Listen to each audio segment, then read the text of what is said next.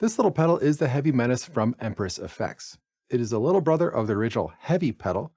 Even with its normal size footprint, this thing has a wide range of metal tones. Being the little brother of the Heavy, you'd think the Heavy Menace would be a slightly washed down version. While it is missing a few features that the Heavy has, it actually has some upgrades that might make this pedal a little more appealing.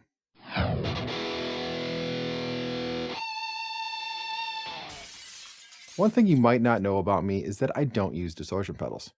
I'm a two-back guy and have been for a long time now. But when I saw the Heavy Menace, something about the pedal really interested me. Long story short, I had a quick talk with the owner of Empress, Steve Bragg, who is a pretty cool guy by the way, after I bought their compressor Mark II.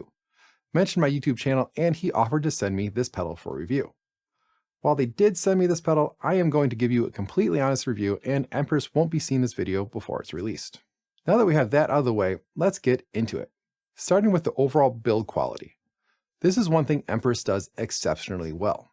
It has either a black or blue metallic finish, which changes depending on what angle you look at it.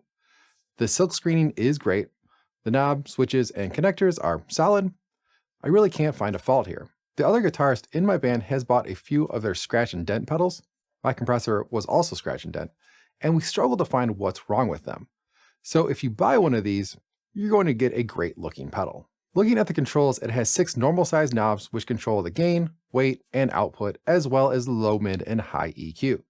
There are 2 MIDI dials, one of which controls the mid-frequency band, and the other the gate threshold. There is a mini toggle switch for the channel to switch between lightish, heavy, or heavier. This switch works in combination with the gain knob to give you a wide range of gain. I've actually just mentioned a couple upgrades from the Heavy, which is the lightest channel. The Heavy only includes the heavy and heavier channels, so you can adjust the gain a little lower. The mid-frequency dial is also an upgrade. While you can adjust the mid-frequency on the Heavy, it is only a 3-position switch, so your only options are 500, 250, or 2000 Hz. Additionally, there is plus minus 15 decibels of EQ adjustment on the Heavy Menace, while there's only 10 decibels on the Heavy. Definitely some worthwhile upgrades if you ask me. On the top of the pedal, we also have the gate and bypass foot switches and LEDs.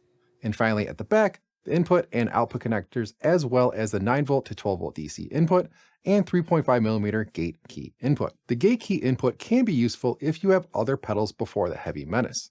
You can split your clean signal before those pedals and send it to the gate key input.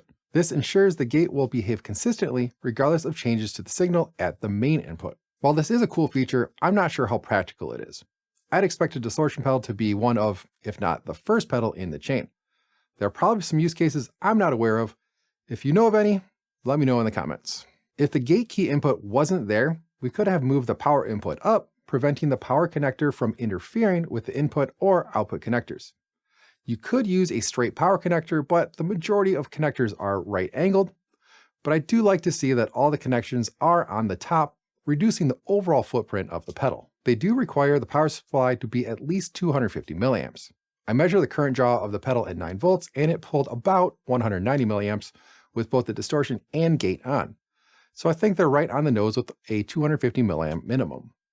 Just make sure you use the right output from a power supply or something like the True Tone. One spot will work perfectly. The pedal does have some advanced configurations available, like switching between true and buffered bypass, as well as normal or independent gate modes. In normal gate mode, the gate is only on if the distortion is engaged as well. In independent mode, the gate will be active independently from the distortion. One more quick note before we see how this thing sounds. From the factory, the distortion and gate will be disengaged when you power up the pedal. Every time. If you want either of them to be automatically engaged, just hold down the foot switch you want to automatically turn on and power up the pedal. The LED will flash a few times, then the pedal will power on. If you want to do the same to the other switch, power on the pedal and repeat with that switch. I only mention this because the compressor functions in the same way, and I didn't realize I could do this until I messed around with the pedal, even though they actually tell you how to do this in the manual. All right, let's see how this thing sounds.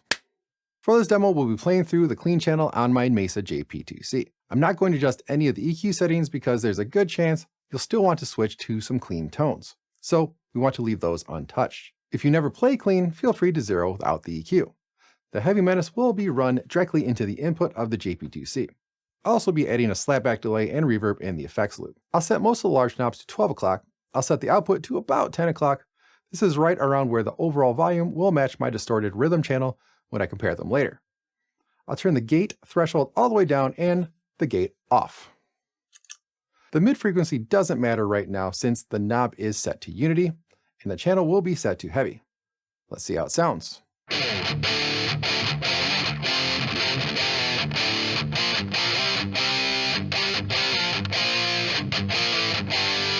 Not a bad start, but I think we can make it sound better.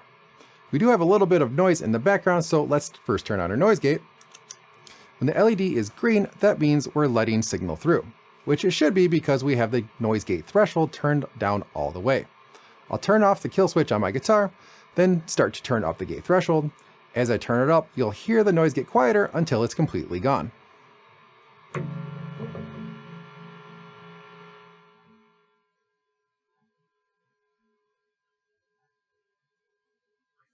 We can see that when it cuts the signal, the LED turns orange. This is a pretty good starting point for the threshold. One thing I noticed with the gate when I first got it is that it slightly attenuated the output when it was switched on. I thought that was kind of odd and wonder if there might be some sort of adjustment inside the pedal. I took off the back cover and what do you know, there's a small pot marked gate trim. I could have easily plugged it into my amp and adjusted it by ear, but of course that would be too easy. Instead, I put a 1 kHz tone through it, measured the output with a gate on and off, and adjusted the pot until they matched.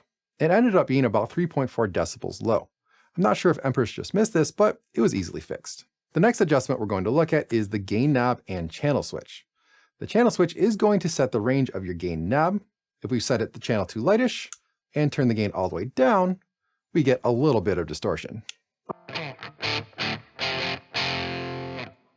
If we set the channel to heavier and the gain all the way up, we get the maximum amount of distortion. There is going to be some overlap of the gain range between the channels. To me, it sounds like the minimum gain on the heavier channel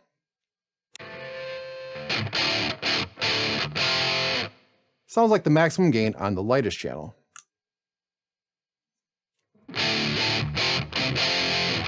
So the lightish and heavier channels are going to cover the entire gain range, and the heavy channel is going to sit in the middle. For now, I'll set the channel to heavier and the gain to right about there. Now let's look at the weight control. This changes the character of the low end. Turning it clockwise will give you a thicker sound. And turning it counterclockwise will give you a tighter response, which is perfect for palm muting. All the way down sounds a little thin for me, so we'll turn it up just a little bit.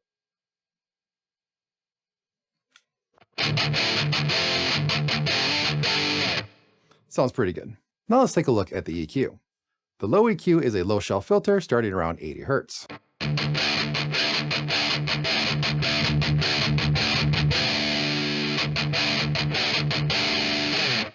The high EQ is a high shelf filter starting around 3 kHz.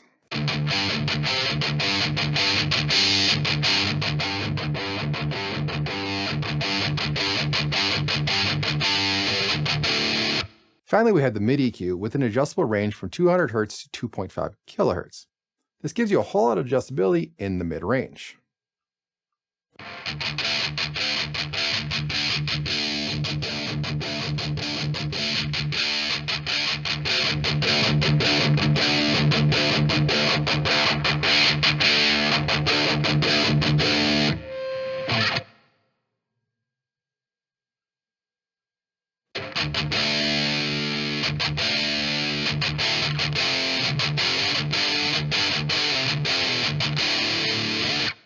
Now, I think that's a good starting point. When I first plugged it into my amp, I wasn't all that impressed, but after messing around with it for a while, I'm honestly surprised at how good this pedal sounds. Let's see how it sounds compared to my GP2C.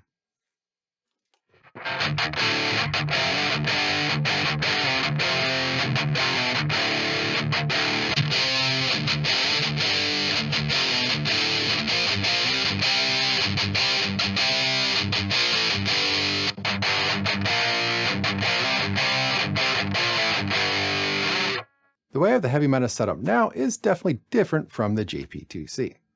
Let's see how close I can get them to match.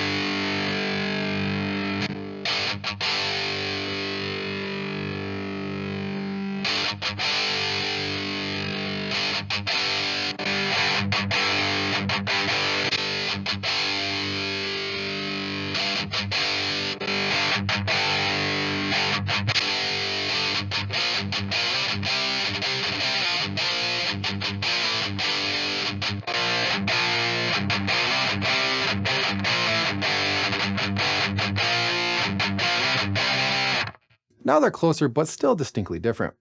When comparing them, the Heavy Menace sounds more like a solid state amp, almost a little sterile, while the JP2C has that warm tube tone. Not to say it sounds bad, just different. Let's try a couple other settings with different guitars.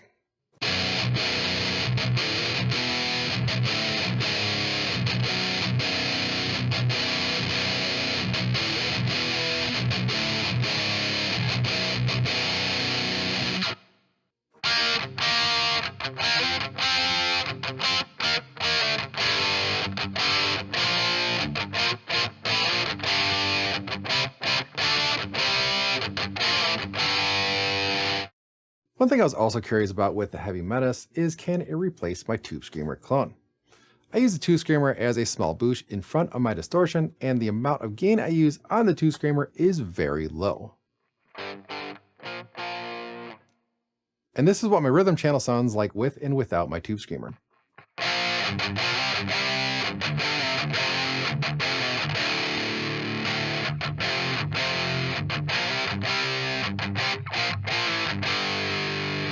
Let's start by setting the channel on the Heavy Menace to lightish and turn the gain all the way down, and everything else at 12 o'clock.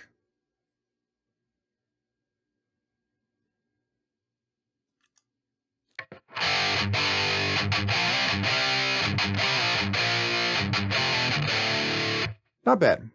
A little more bite than the Tube Screamer. Low end sounds a little heavy though. Let's turn down the weight and the low EQ.